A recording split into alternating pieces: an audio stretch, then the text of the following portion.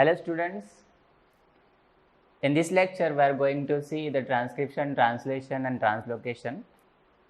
आपने last lecture में देखा है heredity and heredity changes. So in this lecture we are going to focusing the next point of our topic, that is transcription, translation and translocation. तो उससे पहले कुछ questions पूछे आपके बुक में, उस पर हम फोकस करने वाले हैं. तो फर्स्ट क्वेश्चन क्या है, देखो यहाँ पे, sketch and explain the structure of DNA and various types of RNAs. Okay, so now we are going to draw the structure of DNA. तो आपके बुक में दिया नहीं है, लेकिन आपने पहले 9th में पढ़ा होगा डीएनए का स्ट्रक्चर.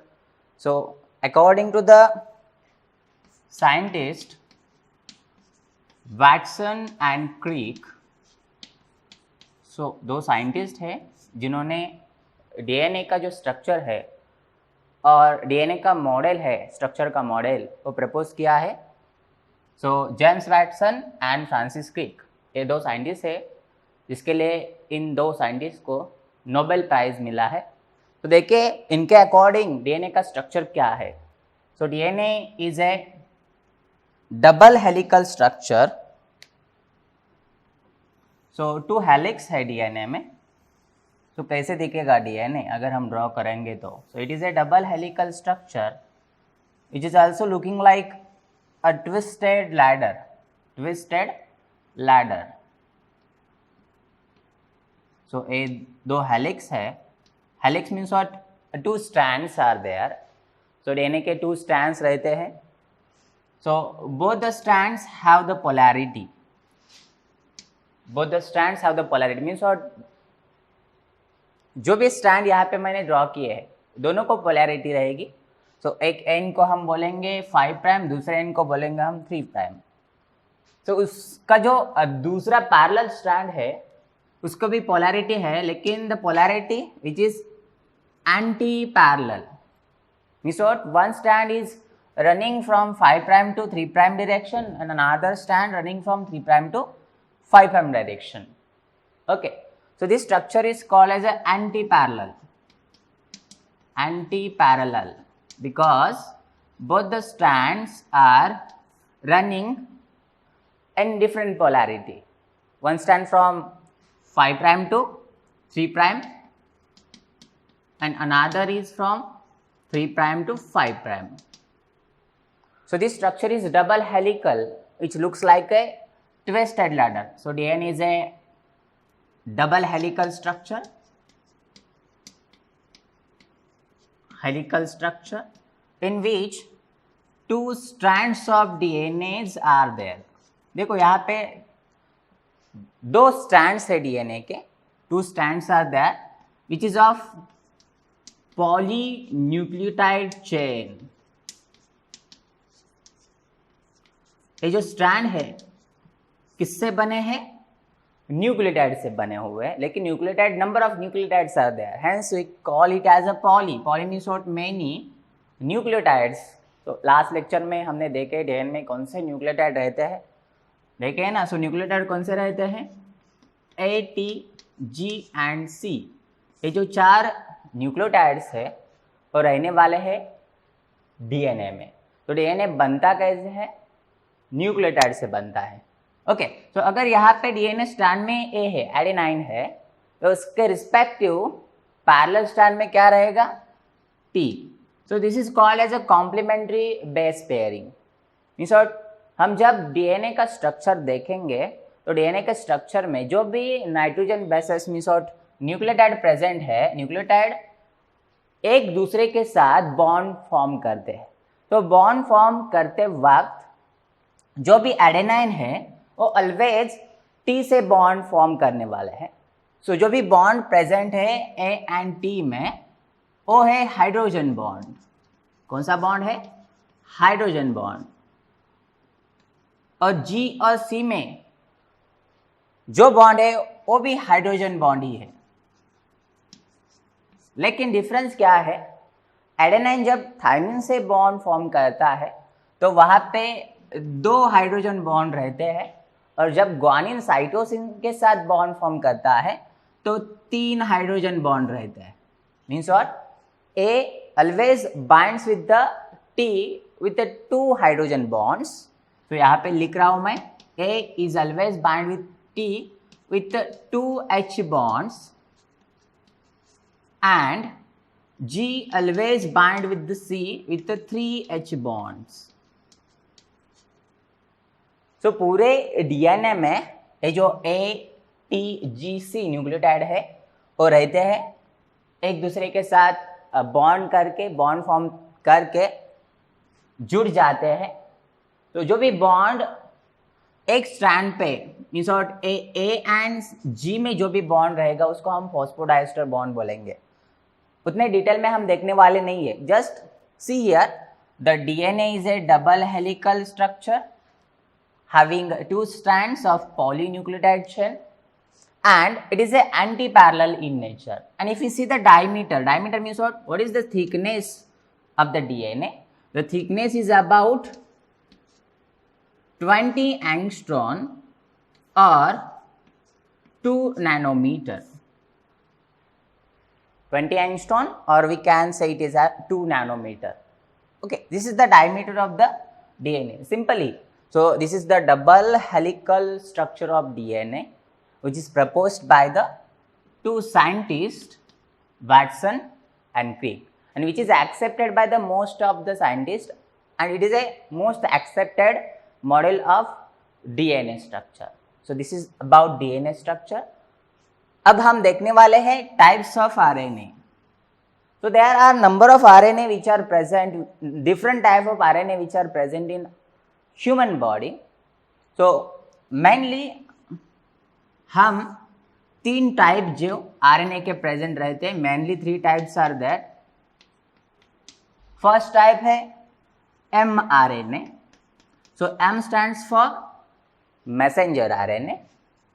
मैसेंजर RNA जब भी प्रोटीन सिंथेसिस होने वाला है DNA से जब भी प्रोटीन सिंथेसाइज होने वाला है तब मैसेंजर RNA क्या करता है, जो भी इंफॉर्मेशन DNA में रहती है वो इंफॉर्मेशन कैरी आउट करने के लिए वो इंफॉर्मेशन कॉपी हो जाती है RNA पे, और उस RNA को हम मैसेंजर RNA बोलेंगे जो कि इंफॉर्मेशन कैरी कर रहा है वो DNA से प्रोटीन सिंथेसिस के लिए जो भी इंफॉर्मेशन लेके आ रहा है उसको हम mRNA बोलेंगे.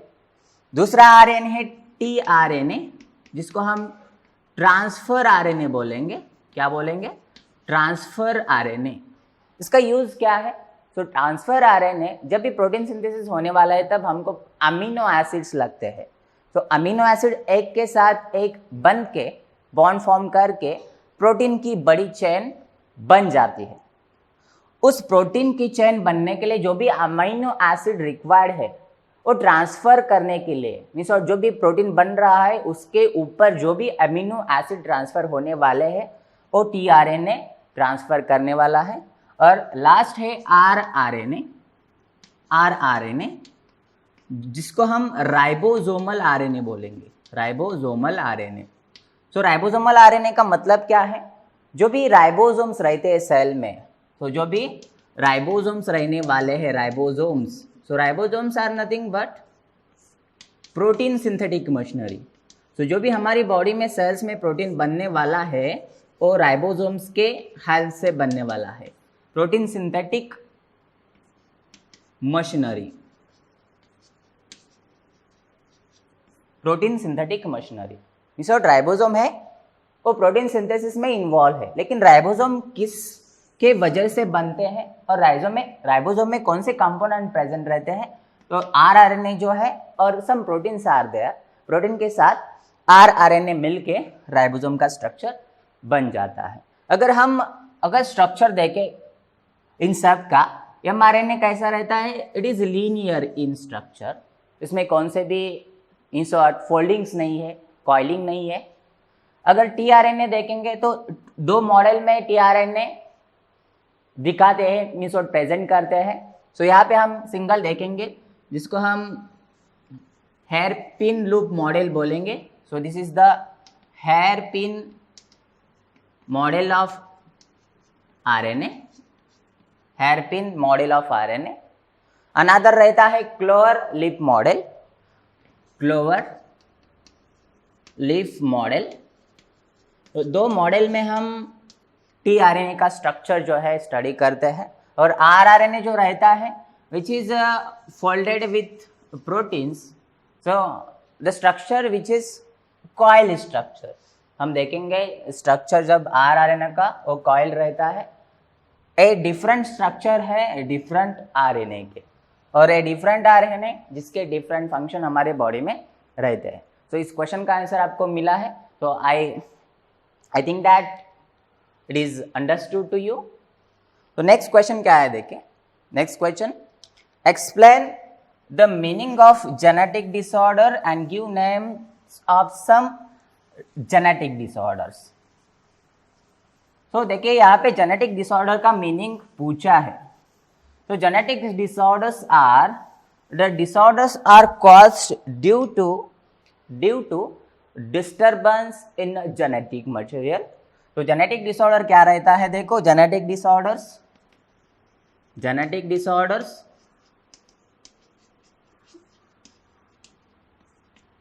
तो this disorders are caused due to, reason क्या है देखो, रीजन क्या है, caused due to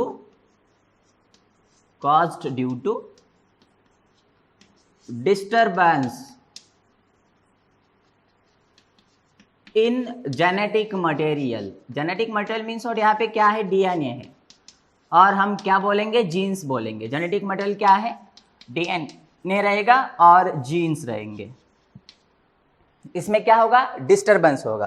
तो cause due to the disturbance in genetic material, and when the disturbance is occurring in genes. देखो यहाँ पे क्या बोल रहा हूँ मैं, जब डिस्टर्बेंस आ जाएगा जीन्स में, अगर पेरेंट के जीन में डिस्टर्बेंस आ जाएगा तो ऑब्वियसली पेरेंट के जीन्स जो है गैमेट में आके ऑफस्प्रिंग को ट्रांसफर होगी। Means according to the law of heredity the characters are transfer from one generation to the next generation.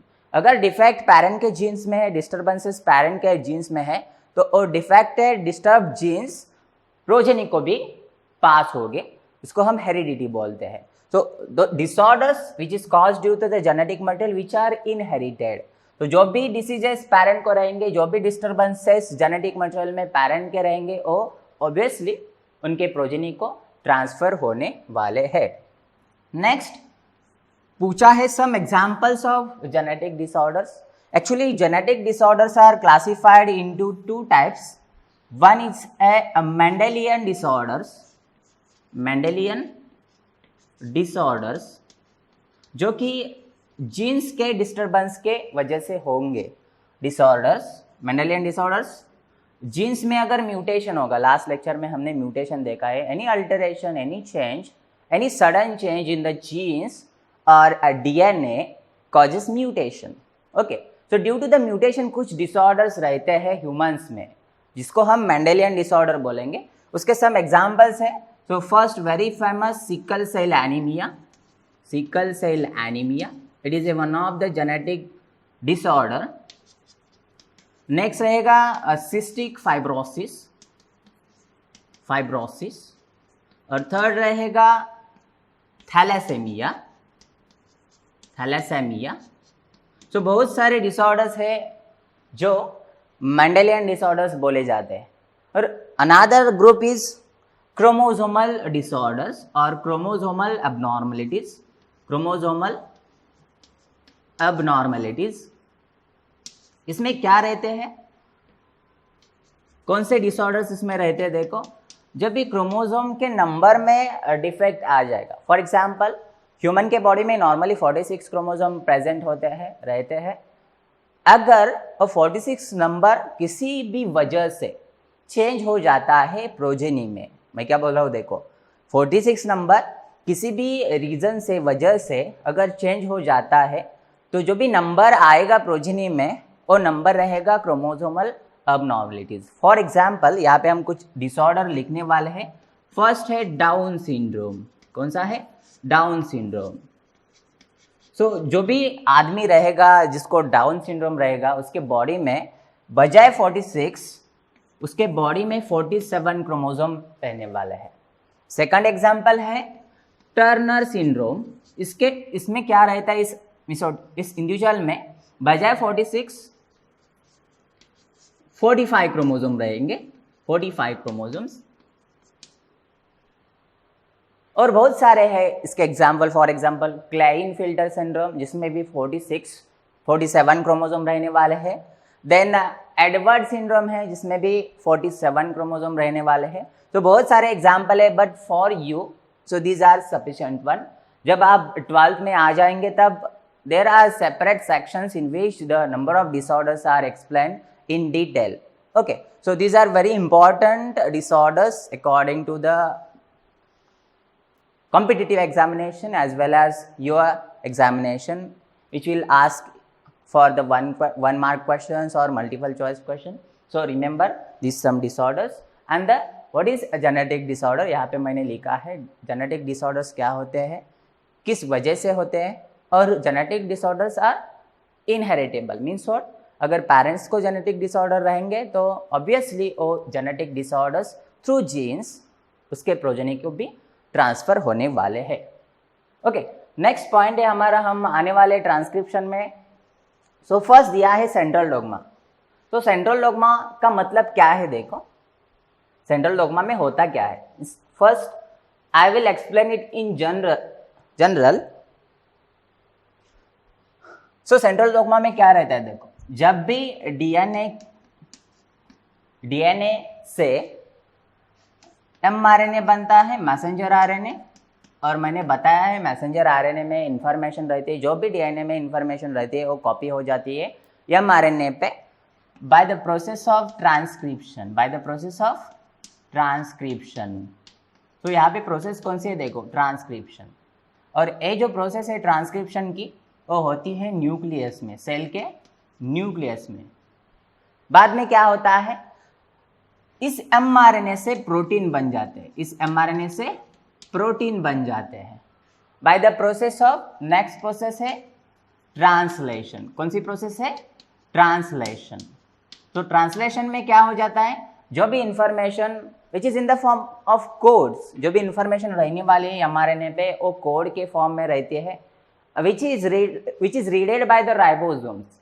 वो जो इंफॉर्मेशन है वो राइबोसोम रीड करता है और उसके अकॉर्डिंग tRNA जो रहता है अमीनो एसिड ट्रांसफर की जाती है। मीन्स और जो भी कोडेड इंफॉर्मेशन रहती है उसके हिसाब से हमारे बॉडी में प्रोटीन्स बन जाते हैं। कौन से प्रोसेस से, ट्रांसलेशन, इस प्रोसेस से। सो अभी प्रोटीन बनने वाले हैं ट्रांसलेशन से।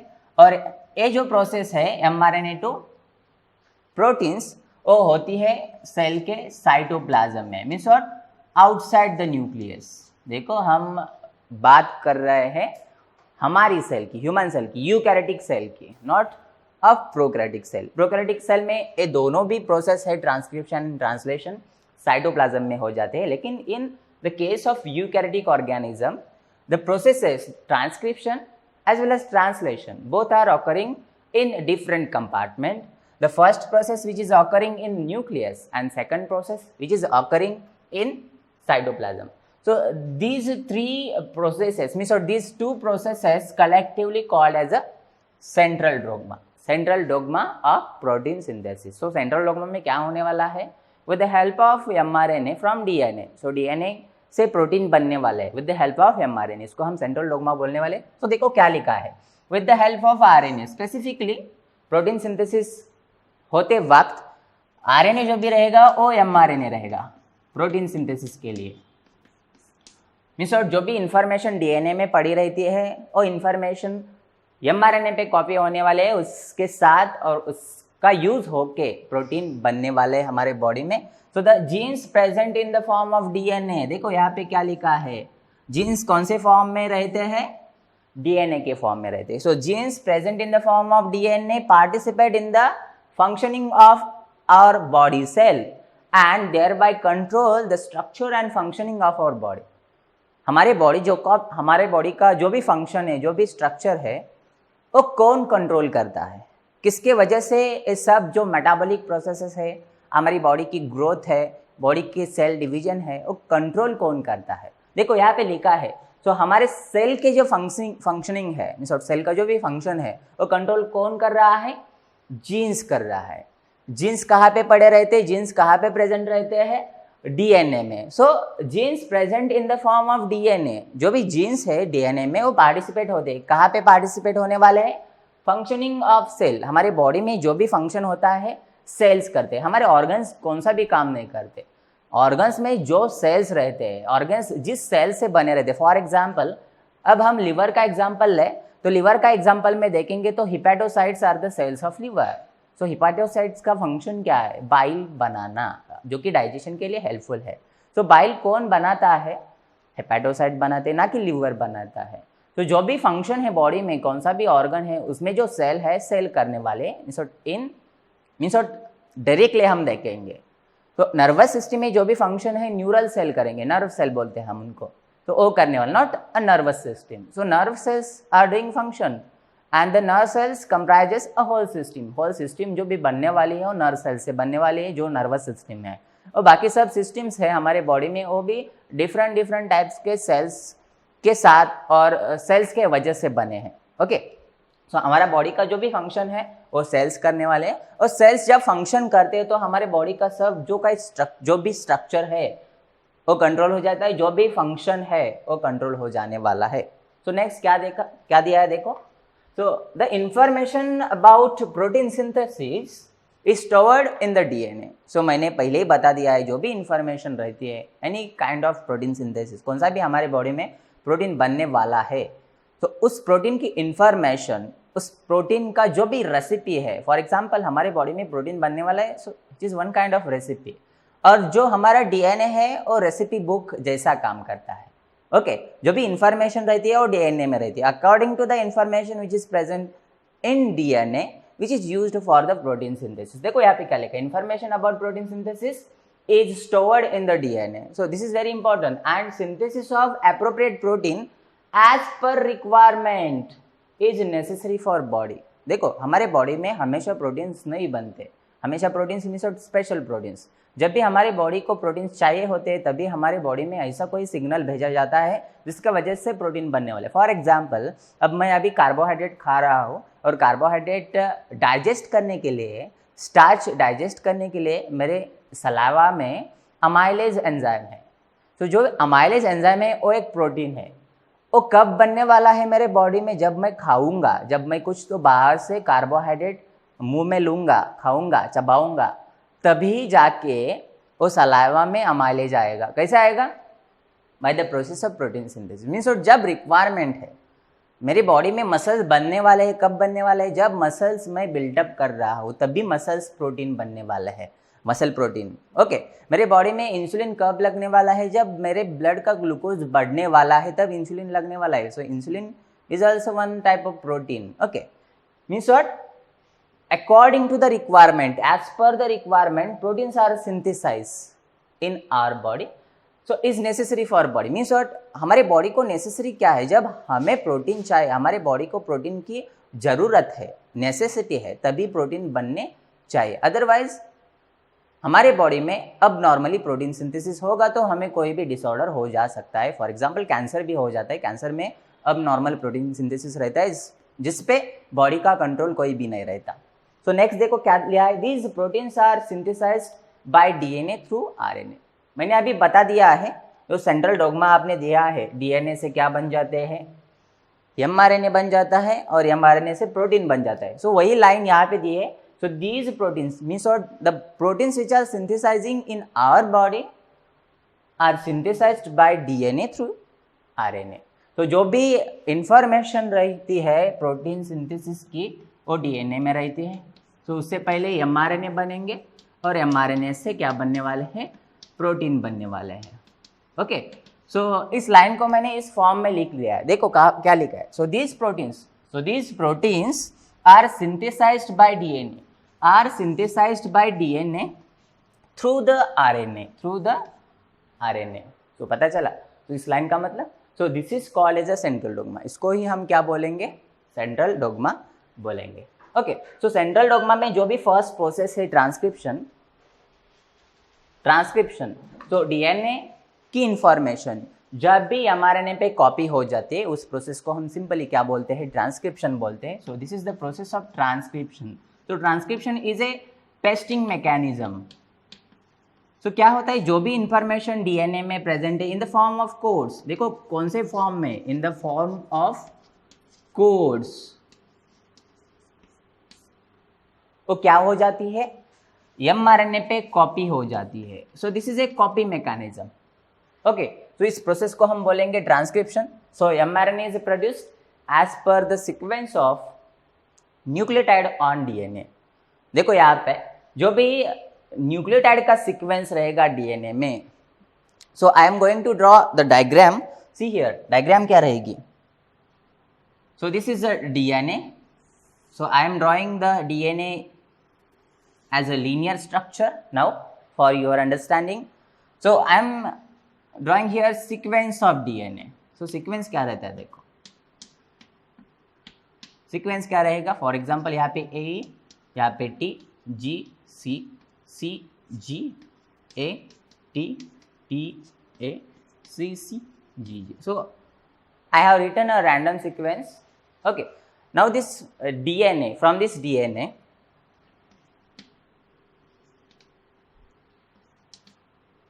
ये मैं पोलैरिटी लिख दी है.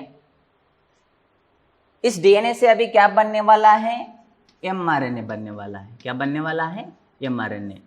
तो यहाँ पे क्या लिखा है, देखो क्या लिखा है, mRNA is produced as per the sequence of nucleotide, sequence of nucleotide on DNA. अब डीएनए पे न्यूक्लियोटाइड का सीक्वेंस क्या है, देखो इस स्टैंड पे, स्पेशली जो भी एमआरएनए बनता है वो डीएनए के कौन से भी एक स्टैंड पे बनने वाला है. ओके, सो कौन से स्टैंड पे बनने वाला है, 3 to 5 प्राइम, जो भी 3 प्राइम to 5 प्राइम डायरेक्शन दिखा यहाँ पे लिखी है, which is act as a template. Template means what, जिसकी इंफॉर्मेशन एमआरएनए पे कॉपी होने वाली है. ओके, सो ये जो इंफॉर्मेशन है एमआरएनए पे कॉपी होती है, means what, according to the sequence of DNA. अभी जब भी एमआरएनए बनने वाला है इस स्ट्रैंड पे, देखो यहाँ पे मैंने अभी एमआरएनए का स्ट्रैंड ड्रॉ किया है, जिसमें सीक्वेंस क्या होगा, जहाँ पे टी रहता है वहाँ पे क्या आ जाता है, एडेनाइन आ जाता है. जहाँ पे सी रहता है वहाँ पे जी. जैसा भी सीक्वेंस है डीएनए पे, उसका complementary sequence. Complementary sequence means what, जब ए रहता है तो उसके साथ टी बाइंड हो जाता है, जब सी रहेगा उसके साथ जी बाइंड होगा, एंड वाइस वर्सा. सो यहाँ पे सीक्वेंस देखो यहाँ पे बन गया है सीक्वेंस. जहाँ पे ए रहेगा वहाँ पे यू आ जाएगा. यहाँ पे मैं अभी सर्कल करता हूँ. नेक्स्ट जी के यहाँ पे सी आ जाएगा. सो अभी ये एमआरएनए बन गया है. मैं ये एमआरएनए क्या करता हूँ, यहाँ पे नीचे लेता हूँ. देखो यहाँ पे अभी मैं ये sequence A C C A you see सी, सो ये सीक्वेंस है एमआरएनए का. कौन सा सीक्वेंस है, एमआरएनए का.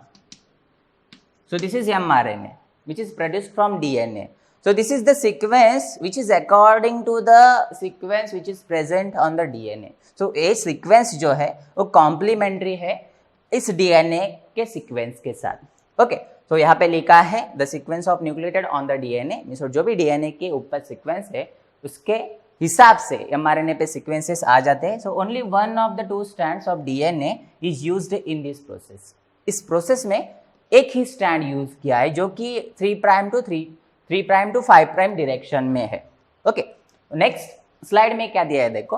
सो the sequence of nucleotide in mRNA being produced is always complementary to the DNA strand used for synthesis. अभी इस डीएनए के मॉलिक्यूल में ये जो स्ट्रैंड है, स्ट्रैंड का सीक्वेंस यूज किया गया है. ये सीक्वेंस इस सीक्वेंस से कॉम्प्लीमेंट्री है. मीन्स व्हाट, ए एडेनाइन है, टी के साथ बॉन्ड फॉर्म कर सकता है, इसलिए हम इस सीक्वेंस को क्या बोलते हैं, कॉम्प्लीमेंट्री. सो हर एक नाइट्रोजन बेस न्यूक्लियोटाइड क्या कर सकता है, इस न्यूक्लियोटाइड से बॉन्ड फॉर्म कर सकता है, इसलिए हम उसको कॉम्प्लीमेंट्री सीक्वेंस बोलते हैं. और ये जो प्रोसेस है, ये प्रोसेस को हम ट्रांसक्रिप्शन बोलते हैं. सिर्फ डिफरेंस इतना है, जब भी आरएनए पे यू आएगा, मीन्स देखो यहाँ पे क्या होता है, जब डीएनए में 4 न्यूक्लियोटाइड्स है A T G C. Okay, RNA में ए तीनों, फॉर एग्जांपल ए रहेगा, जी रहेगा और सी रहेगा. सिर्फ फर्क इतना है, सिर्फ डिफरेंस इतना है, टी की वजह यूरासिल रहने वाला है. ओके, यहाँ पे देखिए जो भी इस mRNA में सीक्वेंस आ गया है, T के बजाय A आ गया है, C के बजाय G आ गया है, यहाँ पे G के बजाय C आ गया है, लेकिन यहाँ पे देखिए इस A के बजाय T नहीं आ गया। ओके, सो mRNA में क्या रहता है और सभी RNA में क्या रहता है, सो T के बजाय, so in replacement with the T U is there, so T is replaced by the uracil, so U stands for uracil, so uracil सिर्फ डिफरेंस है, so जो भी अलग न्यूक्लियोटाइड रहेगा mRNA में वो यूरासिल रहेगा, और वो यूरासिल किसके साथ बॉन्ड फॉर्म करने वाला है, एडेनाइन के साथ बॉन्ड फॉर्म करने वाला है। जब भी डीएनए में एडेनाइन आ जाएगा उसके बजाय mRNA में क्या आ जाएगा, uracil, not the thymine. Okay, so this is the difference. यहाँ पे लिखा है, देखो क्या लिखा है, beside there is a uracil in mRNA instead of thymine of DNA.